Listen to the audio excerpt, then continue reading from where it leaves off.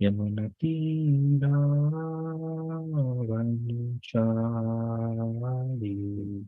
जय राधा माधवा कुंज बिहारी जय राधा माधवा कुंज बिहारी जय गोपी जनवल्लभा गिरिवरधारी जय गोपी जनवल्लभा गिरिवरधारी यशोदनन्दन व्रज जनरञ्जना यशोदनन्दन व्रज जनरञ्जना यमुनतीरावनचारी यमुनतीरावनचारी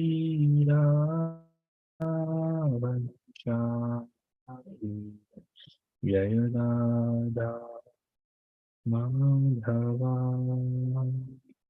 कुंज बिहारी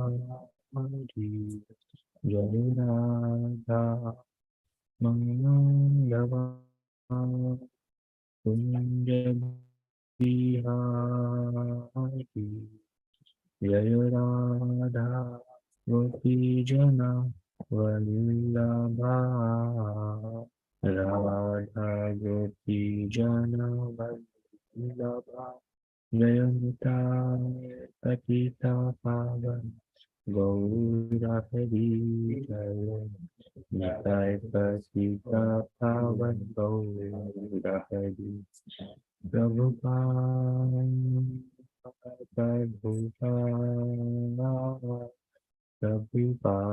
जय जय Prabhupada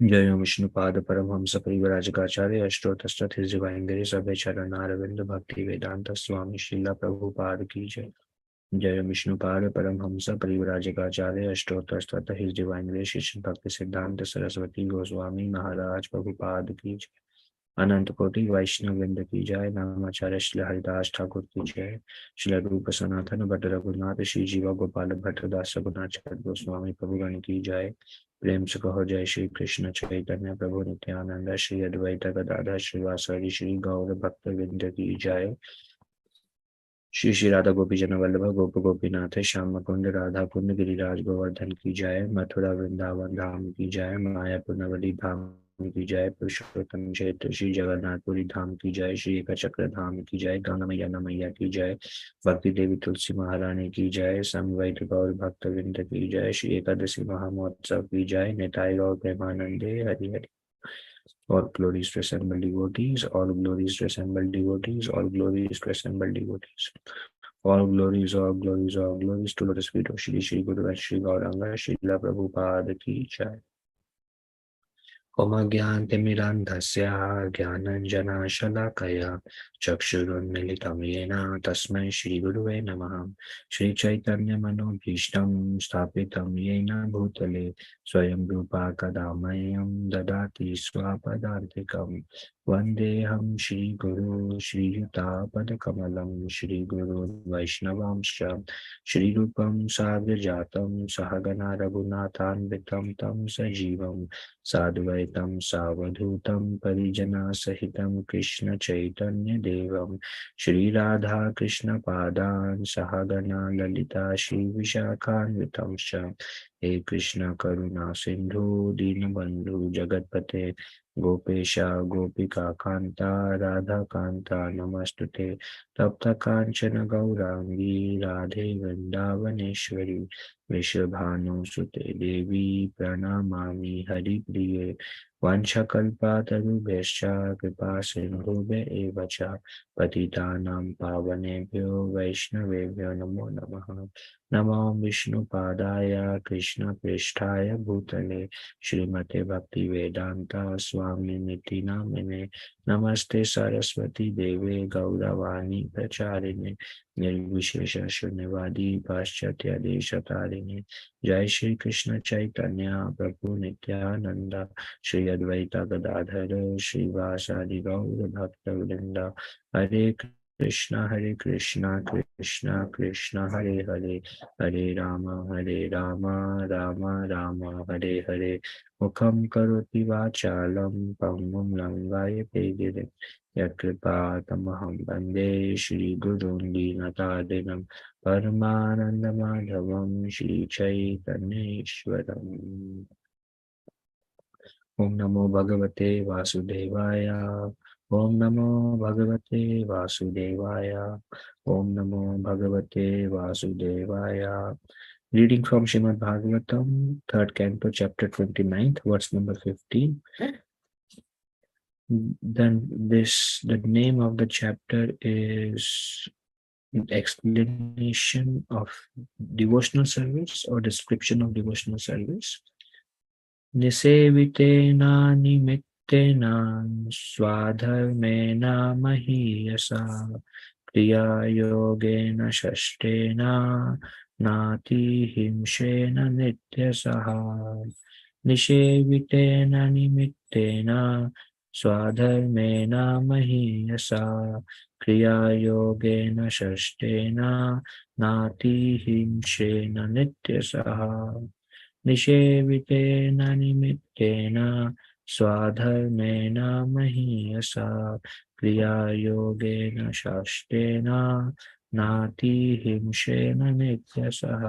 Synonyms: निषेवितेन executed, animitena without attachment to the result, swadharmena by one's prescribed duties, Mahiyasa glorious, Kriya Yogena by devotional activities, Shastena auspicious, Na without, Atihim Shrena excessive violence, Nityasaha regularly.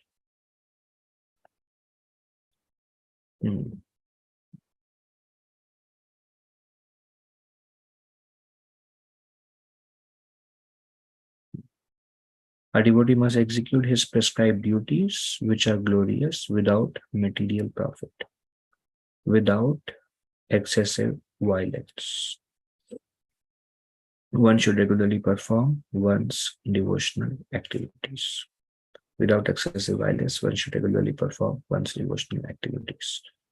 So I was requested to read the last 3 paragraphs of the purport. So we'll discuss something about excessive violence purposes. I believe first 2 verses were covered yesterday. First 2 paragraphs of the purport. Another significant phrase in this verse is Nate Himshrena, with minimum violence or sacrifice of life. Even if a devotee has to commit violence, it should not be done beyond what is necessary. Sometimes the question is put before us, you ask us not to eat meat, but you are eating vegetables. Do you think that is not violence? The answer is that eating vegetables is violence, and vegetarians are also committing violence against other living entities because vegetables also have life. Non-devotees are killing cows, goats, and so many other animals for eating purposes. And a devotee who is vegetarian is also killing. But here, significantly, it is stated that every living entity has to live by killing another entity. That is the law of nature. Jivo jivasya jivanam. One living entity is the life for another living entity. But for a human being, that violence should be committed only as much as necessary. A human being is not to eat anything which is not offered to the Supreme Personality of Godhead. Yagya Shishta Shinaha Shanta Shantaha. One becomes freed from all sinful reactions by eating foodstuffs which are offered to Yagya, the Supreme Personality of Godhead. A devotee therefore eats only prasad or foodstuffs offered to the Supreme Lord. And Krishna says that when a devotee and Krishna says that when a devotee offers him foodstuffs from the vegetable kingdom with devotion, he eats that. A devotee is to offer to Krishna foodstuffs prepared from vegetables. If the Supreme Lord wanted foodstuffs prepared from animal food, the devotee could offer this, but he does not order to do that. We have to commit violence. That is natural law. We should not, however, commit violence extravagantly, but only as much as ordered by the Lord. Arjuna engaged in the art of killing, and although killing is, of course, violence, he killed the enemy simply on Krishna's order. In the same way, if we commit violence as it is necessary by the order of the law, Lord, that is called natihimsa. So ati means a lot, ati, very much. Na ati, not very much. Himsa, and himsa means violence. Ahimsa means cruelty free. Na ati himsa, not excessive violence. We cannot avoid violence. That's why the word used is na ati himsa. We cannot avoid violence, for we are put into conditional life in which we have to commit violence. But we should not commit more violence than necessary or than ordered by the Supreme Personality of Godhead. So, um, once again, the translation.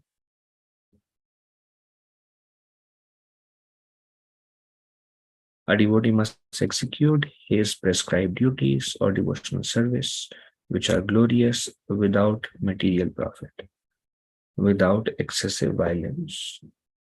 One should regularly perform one's Without excessive violence, one should regularly perform one's devotional activities.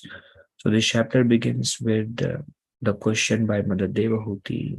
Last chapter describes the path of Ashtanga, breathing, and then remembering the Lord. Naturally, the principles of remembrance of the Lord can be taken by Bhakti Yogi also, because principles of Ashtanga Yoga can be applied in Bhakti Yoga also. But Kapila Muni does bring out the importance of Bhakti Yoga or devotional service as the topmost. And that's where Mother Devahuti begins this chapter by asking, "Oh my Lord, please tell me exclusively about devotional service and how to practice it and who can practice it." And Kapila Muni begins his instruction by saying, well, devotional service can be practiced by any kind of practitioner, and based on the motive of the practitioner, the practitioner of devotional service is divided into three modes. Um, when when the devotional service is rendered with a separate interest from the Lord, with a separate desire from the Lord, not to please the Lord, but for some material gain, and it is accompanied by anger and violence, then it becomes that devotional service becomes a mode of ignorance. Then um,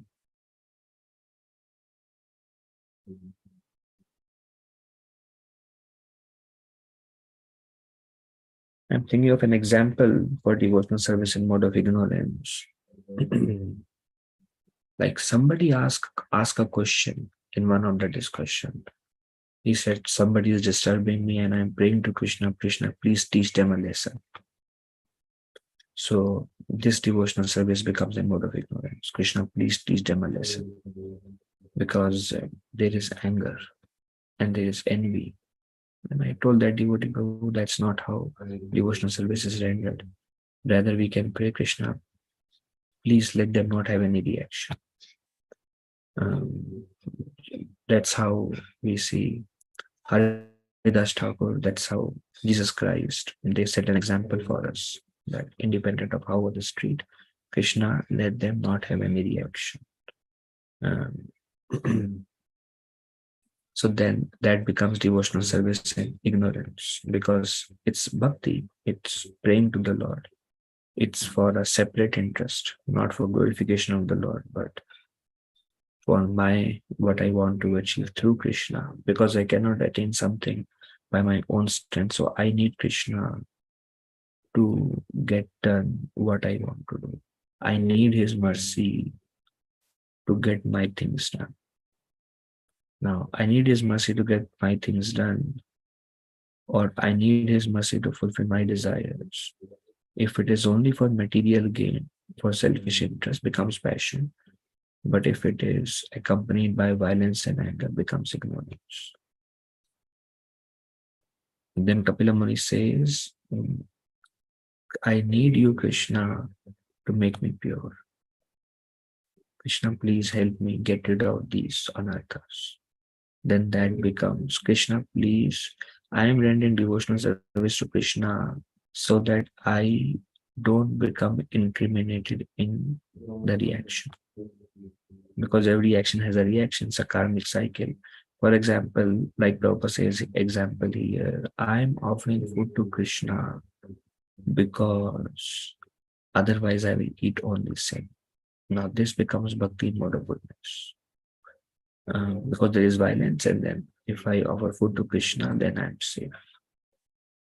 Now, then mode of goodness is if I offer the results to Krishna, then there is no reaction. If Arjuna is fighting on the order of Krishna, and by doing that he won't get a reaction, it becomes goodness. But if Arjuna is fighting for the pleasure of Krishna, it becomes transcendental. So Kapila Muni describes devotional service in goodness and devotional service in transcendence. He says devotional service in goodness is to become free from the reaction of fruity work or whatever. No incrimination. And devotional service in transcendence is done out of spontaneous attraction for the Lord. I am cooking because Krishna is hungry. Gopijana Vallabha is hungry. I want to make the best food for Gopijana Vallabha. This is goodness. I want to make the food. I want to offer the food so that I can eat karma-free food, sin-free food. This is what scripture says. I must do it. Becomes devotional service in mode of goodness. I am offering food to Krishna, so devotees can, Krishna, please make it very nice food so that everybody who eats will be very happy, and then they can think that they can, at least in the mind, give me some glorification. Or this probably this Mataji cooked very nice. Now this devotional service becomes a mode of passion. I am offering food to Krishna. I don't want to do, I have so many things to do. It makes me very angry that nobody else is there, and every time I only have to make the food for Krishna. Why can't the person who said himself, he is also free? So when there is envy, anger, same devotional service becomes in a mode of ignorance. And the mode in which we render devotional service depends upon our existing mode. Because we are conditioned by three modes. The prominent mode that we are in, our bhakti will be influenced by that. And modes we know are fighting and changing among each other. So Kapila Muni explains these four concepts. When is bhakti in mode of ignorance, when it is in passion, when it is in goodness, when it is transcendental. Transcendental out of devotion, out of love, out of attachment, in order to please Krishna. Transcendental. Now, this particular verse, one thing that brings out is devotional service must be regulated. This is very important. Um, that our devotional service must be regulated. Regulated means mode of goodness. When we are scheduled by our time, when we are regulated by our time, when our devotional service is goal based, 16 hours done, reading whatever we want, it's done. Um, mm, Whatever my service is weekly, every week it's getting done. Um, when when it is beyond the mood swings, sometimes I feel like I don't feel like. When it is not done, when it is not like it gives me a lot of joy, so I want to do more. Doesn't give me joy, so today I don't want to do. So in that way, devotional service must be regulated. Uh, Once our devotional service is regular, then devotees can trust on us. And if devotees can develop trust on us means in a way, whatever we are asked or whatever service we take up without fail, we show up and we do the service. This is Nityam. This is regulated devotional service. This also refers to reading Bhagavatam, chanting the holy names. Regulated. Regulation means goodness. And another thing it says that devotional service must be rendered without material profit. Whenever the devotional service is rendered with the material profit in mind, there will be a karmic reaction to it. There will be misery to it. Every material happiness will be accompanied by a material misery. And that is the reaction. First of all, it makes the devotional service in mode of passion. It has a reaction.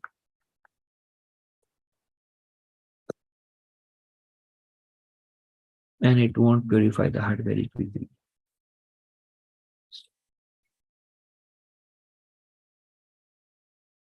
It will lead to misery. One very good example that is connected that I was thinking today morning on this verse. One, I mean, the last three paragraphs they describe about uh, not performing excessive violence in devotional service. Prabhupada speaks about something, a summary of the purport. Jivo, jiva se jivanam, a living entity eats another living entity. A living entity cannot eat nuts and bolts or table and chair and laptop. A living entity has to eat living organisms only. Um, some, some, some what we eat is obtained without excessive violence, and for some to obtain requires excessive violence. We hear many times the violence, the degree of violence is based on the consciousness of the living entity. The tree is having a minimum consciousness. So when a tree is killed, for example, a potato is a tree. When we eat a potato, a tree is killed. Violence is there. That's why Krishna says, if somebody doesn't offer food to me, he eats only violence. Violence is there, but it's not excessive violence. Sometimes people argue, we eat meat, you eat vegetables. So you are also killing, we are also killing. So here it does not say no violence. In fact, Krishna does it. Krishna does mention we eat sins only. Violence is there, but specifically na atihimsa. It does not say nahimsa. Nahimsa means no violence. Na atihimsa means not excessive violence. Means violence will be there, Prabhupada says, as long as in this material world, violence will be there.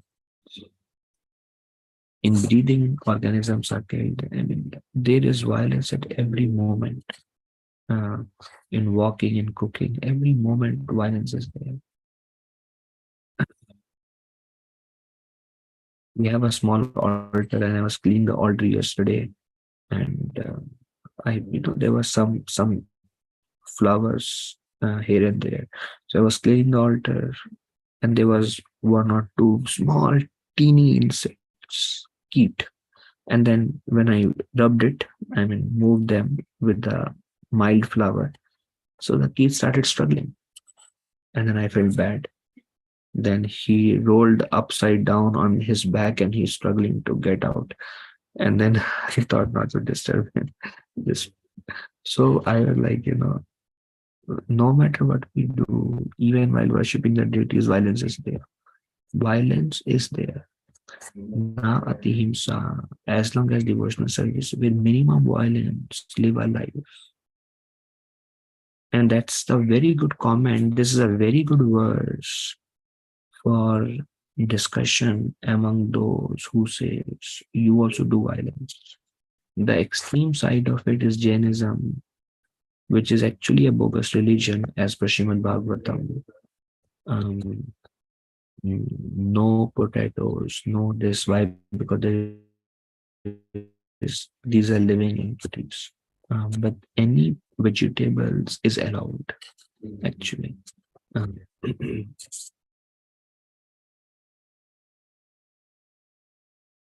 yeah. So this is some and substance of the purport Prabhupada says. Another thing I was thinking of violence. Prabhupada gives an example of Arjuna was actually killing human beings, which is like an extreme case of violence because human beings have maximum consciousness. So they suffer maximum pain when they die. He was killing, but because he was killing on the order of Krishna, there was no reaction. Now I was thinking of the example of Vitrasura. Indra became scared of Vitrasura because Indra thought Vitrasura will take over my kingdom. Indra was very much attached to his kingdom. He did not want to lose his position, did not want to lose everything that comes by being the king, all the um, all the opulences and all the subtle glorification, everything that comes. He was scared of losing that. So, in order to, when he first tried to kill Indra, when he used first tried to kill Vritrasura, when he used his most powerful weapon, which is Thunderbolt, Vajra, for Vritrasura, that was like a toy. Indra used his full power, and Vritrasura just take it and throw it back, and Indra like, oh, nobody can do that. I mean, I'm the king, I have the most powerful weapon, and he is handling my most powerful weapon like a toy. His strength is millions of times more than my strength. I cannot defeat him. So if he, and he's amongst the demons. So certainly he is going to attack me. I'm gonna die. And he is going to take over my kingdom. Oh, I need it. And then he prayed to Narayan. This is devotional service with a material profit. And when he prayed, because Indra and all the devatas, they are entrusted servant of the Lord does reciprocate because Lord only gave them that position. Narayan appeared to Indra. Narayan told Indra, my dear Indra, devotees pray to me not for saving their kingdom or saving their lives, but they pray to me for pure devotional service. Indra said, yes, my Lord, I understand, I agree. I am not there yet, but please help us kill this demon Ratrasura. Then Narayan told Indra, what is the way to kill Ratrasura? He told, you can make a Vajra with the bones of Maharshi Dadichi, and with that thunderbolt. If you attack Vritrasura, Vritrasura could be killed in that way. Indra took the life which Maharshi Dadichi gave by his own sweet free will for the sake of purpose, for the purpose of fulfilling the Lord's desire. With that bone, with the help of Ashwini Kumaras, Indra made that Vajra attack Vritrasura and killed him. After killing Vritrasura, Indra greatly suffered. He was being haunted by a witch. Then Nahush took the post of Indra. He did many mischievous there and he suffered greatly, Indra. Now there is a very good contrast. Arjuna also fought because Krishna told him to fight. Arjuna did not get any reaction. Vritrasura also fought because Narayan himself told him, take the Vajra from Dadichi and attack Vritrasura. That's how you will kill Vritrasura. He followed exactly what the Lord told him to do, and he greatly suffered the reaction. And that is because Arjuna was not fighting for the kingdom. Vritrasura was fighting for the kingdom. When Vritrasura was fighting, he did not think what suffering is going to come from there. He only thought by the help of the God, Vishnu, Supreme Personality of Godhead, I will fulfill, I will get what I want, and the Lord will surely help me because I am his devotee. He did not think because my devotional service is with a material desire, that material desire will react and come back to me in the form of suffering. Why we suffer even in our devotional services? Because our devotional service is tinged by the material desires. I'm completely talking to myself here. 100% talking to myself. And that's why it reacts.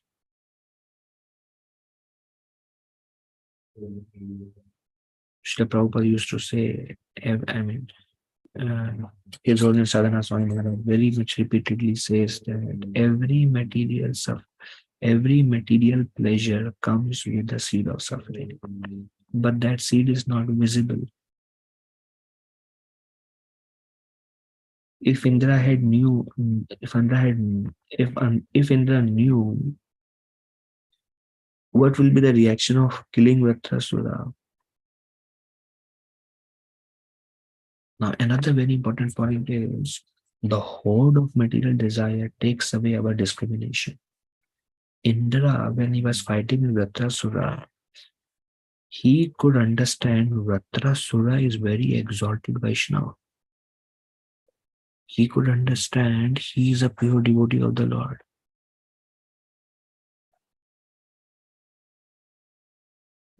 He could understand he is way ahead of me in the level of purity. Vritrasura told Indra, kill me, Indra, so that I can go back to Godhead. I don't want to stay in this material world. But Indra, because he was driven by the desire that I want to remain the king, although he realized Vritrasura is in a very exalted position, he still killed him.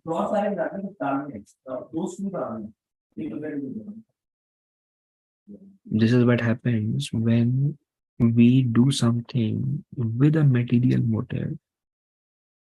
Even when we understand I am going wrong, this is not uh, dharmic. This is not dharma. Even though we understand, in the name, see, Indra can say, well, Narayan told me to kill Vritrasura. This is the instruction of the Lord. And he followed the instruction of the Lord and killed him. But Narayan also knows this is only an external. Internally, Indra is doing it for himself.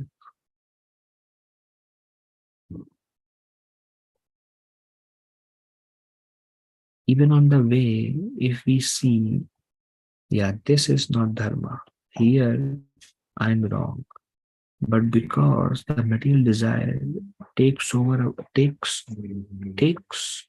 like hijacks our consciousness, we cannot discriminate and we end up in doing the wrong thing. This is what is called conditioning. Conditioning means we are always work. I mean, we are tuned to work for our benefit.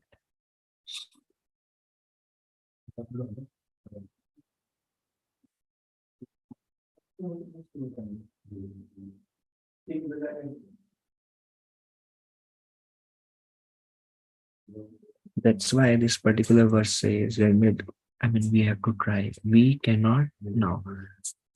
After understanding this, I will be acting on the same platform the next minute.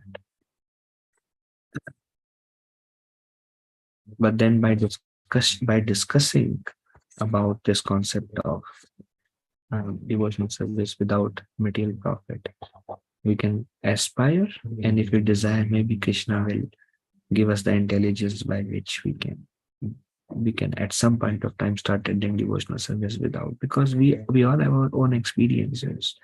Devotional service with the material desire leads to suffering. That material desire will react.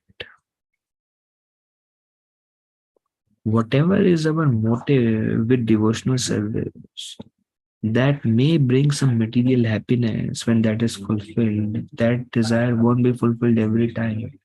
When that desire is not fulfilled, it is going to give us misery. It will react. And that devotional service will not be satisfying also.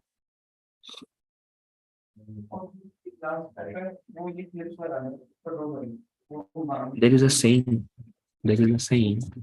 that the best way to spoil the child is to make the child do things with some motivation or some candy. If you do this, I'll give you a candy. If you do this, I'll give you a candy. If you do this, I'll give you a candy.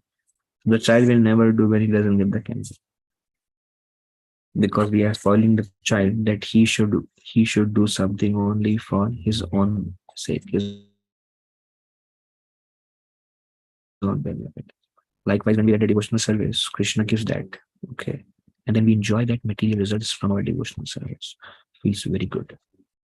Feels like, Krishna, I'm very grateful to you. Krishna, so thank you so much for helping me become very favorable to Krishna. Then Krishna doesn't always fulfill next time. Thing is, because we become spoiled by that, next time when we have to do a particular service again, we desire the same thing again. And we hope, this time, Krishna, please help me this time also. And probably one or two times Krishna will help you fulfill your material desire. Another time, because Krishna is very loving father, he always balances. Another time Krishna will not give what you want, and there will be a utter frustration. And that frustration brings a desire that, oh, um, I should try to do something to the pleasure of Krishna, not for the material desire. Bring some kind of realization that also Krishna helps. But then there is conditioning. So next time again we will do the devotional service, keeping in front the material desire. And this is the cause of our suffering in our devotional services also, because somehow we are not able to make it pure.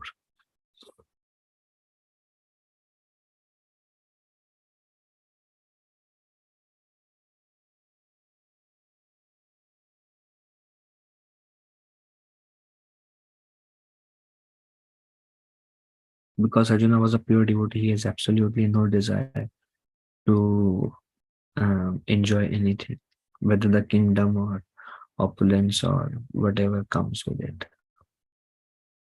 And he surrendered to Krishna, and he did only for the sake of Krishna. There's why no reaction. His devotional service was pure.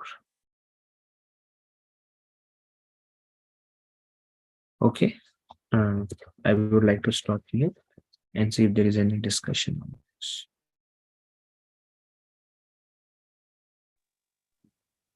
Hare Krishna, Prabhu. I'm sorry. Go ahead. No, you go ahead, Raji. Prabhuji, Dhanopran, Mr. Prabhupada. Prabhupada. Prabhuji, I have a question regarding Indra, even though he's a devotee, not pure Vaishnava, but Krishna fulfilled his desire. Okay, the same question I'm asking you now. Even like me, neophyte devotee, when I'm getting whatever I want, I'm like blissfully chanting, right? Krishna is giving everything, whatever I want, right? And then giving. One day, like whatever I'm asking, it's not fulfilling my desire. And then I'm thinking, is this, that's it? That's all Krishna cares? So how do I overcome that mentality? I know, because we listen to lectures, follow Guru Maharaj, we follow our Shiksha Gurus, Grace Gurus Prabhu, we follow you, we come to temple, but when it comes to my, so how to overcome that? But I'm in the same boat. Yulkisha Prabhu always says speaking is very easy, and I very well agree with whatever Prabhuji says. Speaking is very easy. My feeling is there can be an endeavor, there can be an external training which comes by higher souls. Like we read Bhagavatam, we hear from devotees, we try to apply. Now that is not our natural state of consciousness because we have not become transcendental or become accustomed to be attached to Krishna or doing something with an attachment to Krishna. We can apply those principles on an intellectual level. That is a step that helps. But ultimately, by our it's gradual, Prabhuji, by our devotional service. And one thing Shyamanand Prabhu told me, frustration brings renunciation. Krishna again and again frustrates. I told him that, Prabhu, this is very frustrating. I mean, I asked him a question regarding teaching activities, and I said, oh, it's quite disheartening. He says, till the time the desire goes away, the disheartening will continue. And Krishna will do this with you multiple times till that thing goes away. So this is Krishna's loving mercy, because if Krishna always fulfill our desire, we will become a spoiled child. Then we will start rendering devotional service only for the sake of our benefit. And that's why frustration is actually Krishna's mercy.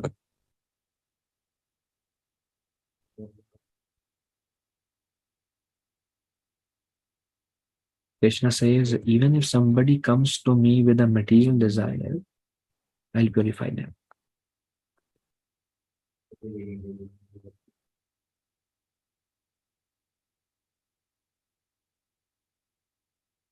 Also, Prabhuji, when we theoretically understand, like the statement you made, that means having made that statement, next time when you feel like, Krishna, why you're doing this to me? This statement, Krishna will remind you. And you will rectify your thought process. And that's how gradual, step by step. As by devotional service, our heart becomes pure, and the guidance given by Paramatma in the heart and Guru externally. And slowly, it's gradually we will overcome that consciousness. Is it all right? Yeah, thank you, Prabhu. Thank you so much. Thank you. So, Hare Krishna. Thank you for the wonderful class. Especially, I like the analogy of Indra and Arjuna you kept side by side. Though they were both following the instruction of the Supreme Lord, but they got different results. I just had one question, and again, it is somehow connected to the previous question as well. There is one thing as acceptance, and second thing is gracefully acceptance. My challenge, and I'll tell the real thing here. So like when Nayan Sundari was really sick, I was praying from core of my heart that she should get out of this. I wasn't praying exactly, But yeah, in the back of my mind, some devotee said, you have to let her go. If otherwise you're holding her suffering. So I'm thinking that way. When she went back to spiritual world, um, I accepted. Yes, the prayer wasn't accepted. However, it isn't, I'll keep it, it isn't gracefully accepted. It is, I should be jubilant saying that the result she got is much more than one can accept, though the desire wasn't fulfilled. But at the same time, it's not gracefully accepted. So, how do we transition from acceptance to that gracefully acceptance? Hmm.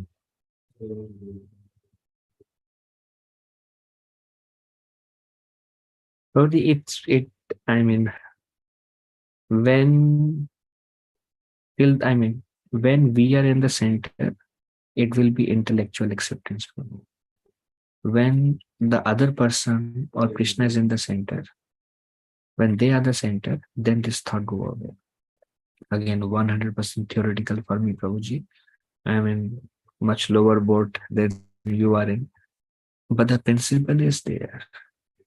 When it is done for the sake of others, like here for a Vaishnavi, um, for for a devotee or for a Krishna and his devotees, his antaras, they are non-different. When it is done for them only, then their joy, like if we love somebody, and their success gives us great joy. Your child became, I don't know, like um, very good at something, suppose, and it's a great achievement. Then, because of there is that kind of attachment, the apnapan, then the amount of joy the child get, you also get. Likewise, when there is apnapan to Krishna and Krishna's glory, it's all like we are kind of I'm sorry to say, but I'm talking about myself, conditioned. So when teaching expanding, when Krishna is getting glorified, we see everything from the perspective of I-centeredness. Um, some food is being cooked, the first thought is, oh, today is nice prasadam. Mahaprabhu was, when Sarva Bhattacharya offered food to Krishna, Mahaprabhu became so joyful. Mahaprabhu, I'm so happy Krishna got such a nice feast today. It's just from Krishna centeredness, I centeredness. It's very high consciousness, bro. But then Mahaprabhu came to teach me why is one example. Anything happens, I'm the first. This is devotional service mixed with a, a desire for profit. Everything is mixed with desire of profit. And that's why I see my devotional service mostly in passion. Why? Because selfish. There is a desire for profit.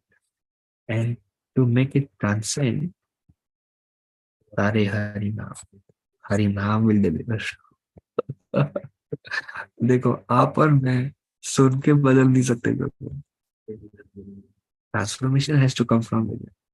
Hearing will give us an understanding, may make us feel like okay कुछ करना होगा, but the transformation, which is the purity of the heart, is what is going to give us the next step. Is it all right? Yes, Prabhuji, beautifully explained. Thank you. Yeah. Okay. Anything else?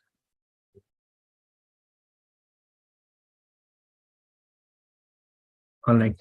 Thank you very much. If I spoke anything wrong, please forgive me as a humble servant. My obeisances to all of you. Vancha kalpata videsha kripa sindhu devacha patitanam pavanebhyo vaishnavebhyo namo namaha. Ananta koti Vaishnava vindaki Shila Prabhupada.